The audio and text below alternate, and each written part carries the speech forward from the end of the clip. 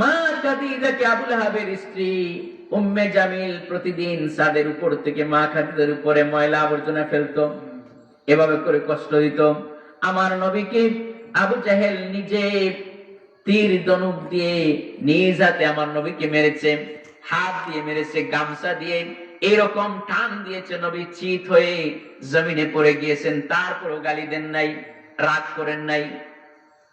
আমার নবীকে পাগল বলেছে, জাদুকর বলেছে, কাহিন বলেছে, আমার নবীকে তারা গণক বলেছে, মিথ্যাবাদী বলেছে, কিন্তু আমার নবী কোনো প্রতিবাদ করেন নাই। করছেন নাকি?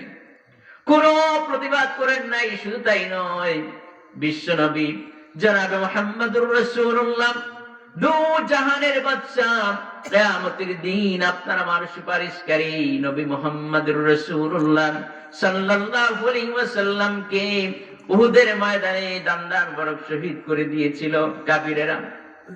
তায়েফের ময়দানে আমার নবীর মা নাই, বাবা নাই, দুনিয়াতে কেউ নাই। আবু তালিব চলে গেলেন, খাদিজা চলে গেলেন। নবীজি তায়েফের ময়দানে আল্লাহর দ্বীনের দাওয়াত নিয়ে যখন চলে গেলেন, নবীর দাওয়াত তায়েফবাসীরা কবুল করলো না, বরং বিনিময়ে তাদের সেই যুবকদেরকে তারা নবীর পিছনে লেলিয়ে দিল। নবীজিকে তারা পাথর নিক্ষেপ করলো, নবীজিকে তো পাথর নিক্ষেপ করলো, নবীজির শরীর মুবারক থেকে রক্ত বের হয়ে হয়ে পা মুবারক পর জুতাগুলো পড়ে গেছে। জুতা মুবারক পা মুবারকের সাথে একদম সিমেন্টেড হয়ে গেছে, লেগে গেছে। আসমানের ফেরেশতারা, পাহাড় রক্ষাকারী ফেরেশতারা এই দৃশ্য দেখে আকাশে বাতাসে কান্নার রুল পড়ে গেছে। ফেরেশতারা কান্নাকাটি করতেছে। আর হযরত জিবরাইল এসে বলছেন, ইয়া রাসূলুল্লাহ, এই দৃশ্য দেখে আকাশের ফেরেশতা, পাহাড়ের ফেরেশতা, এমনকি আমি জিবরাইলও আর সহ্য করতে পারছি না। ও আল্লাহর হাবিব, একটুখানি অনুমতি দেন, এই যে দুইটা পাহাড় দেখতেছেন, এই দুইটা পাহাড় দিয়া কাফিরের গোষ্ঠী সুদ্ধা সব শেষ করে দেই।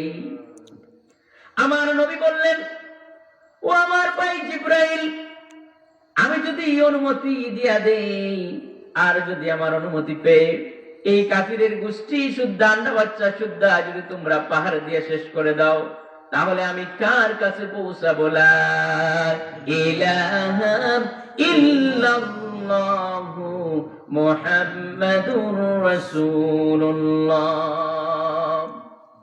হযরত যায়েদ সাথে আল্লাহর নবী এত কষ্ট করেছেন, শরীর দিয়া রক্ত মুবারক করে, নবীজির দুই হাতে রক্ত এভাবে করে তিনি মারতেছেন, আর রক্তের দিকে তাকায়া আকাশের দিকে তাকিয়ে বলছেন, ও আল্লাহ, আমার মা নাই, বাবা নাই, আমার চাচা আবু তালিব নাই, খাদিজাও নাই, আপনি কি কাফিরদের কাছে আমাকে ছেড়ে দিয়েছেন শেষ করে দেওয়ার জন্য নাকি?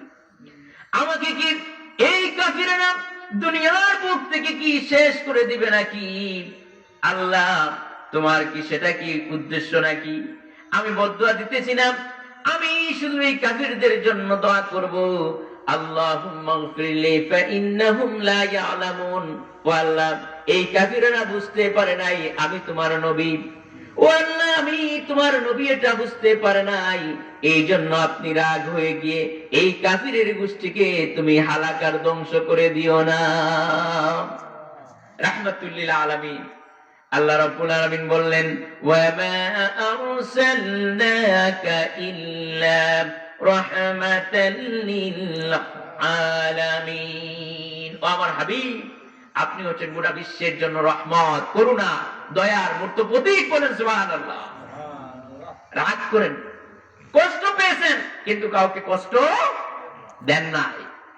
তাকে কষ্ট দেওয়া হয়েছে, মারা হয়েছে, আঘাত করা হয়েছে, তিনি কাউকে আঘাত করেন নাই। এটাই হচ্ছে নবীর সুন্নাহ। আপনার গীবত করবে, আপনাকে তারা গালি দিবে, কিন্তু আপনি গালির বদলা কি করবেন? গালি দিবেন না। কারণ গীবত করা মানুষ যেগুলো আছে, এগুলো সবচেয়ে বেশি ভয়ঙ্কর। গীবত করা মানুষগুলো কি? গীবত করা মানুষগুলো সবচেয়ে বেশি ভয়ঙ্কর। গীবত করা মানুষগুলো সবচেয়ে বেশি ভয়ঙ্কর। ছড়িয়ে যাক ভালোবাসা প্রাণ হতে প্রাণ দেশান্তর, ছড়িয়ে যাক ভালোবাসা প্রাণ থেকে প্রাণ পরস্পর। ঠিক কিনা?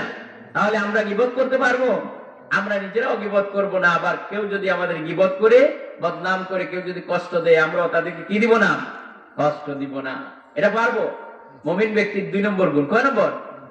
2 নম্বর গুণ। 3 নম্বরের গুণ হচ্ছে والذين يبيتون لربهم سجدا وقياما। মুমিন ব্যক্তির 3 নম্বরের গুণ হচ্ছে সে একমাত্র আল্লাহকে সিজদা করে। কাকে? সবাই বলুন, কাকে সিজদা করে? আর এই সিজদা কি করে? মুমিন বান্দা আল্লাহর উদ্দেশ্যে সিজদা করে এবং দণ্ডায়মান থাকে, দাঁড়িয়ে থাকে আল্লাহর উদ্দেশ্যে। কোন সময়? রাতে। এটা কোন সময়? রাতের বেলায়। আল্লাহ পাক বলছেন, আমি রাতকে বানিয়েছি কি? আচ্ছাদন। রাতকে বানিয়েছি তোমাদের জন্য ঘুমের বাহন, আর দিনকে বানিয়েছি কি? পরিশ্রম করার জন্য, রুটি রোজগার করার জন্য দিনকে বানিয়েছি। এখন রাতে যারা ইবাদত করে, মানে তাহাজ্জুদ পড়ে, তারাই হচ্ছে আল্লাহর প্রিয় বান্দা। তারা কিসের বান্দা? আল্লাহর প্রিয় বান্দা। আল্লাহ পাক তার রাসূলকে বলছেন, ইয়া আইয়ুহাল মুযাম্মিল কুমিল লাইলা ইল্লা ক্বালিলা নিসফুহু আও ইনকুস মিনহু ক্বালিলা আও জিদ আলাইহি ওয়ারাত্তিলিল কুরআনা তারতিলা। হে আমার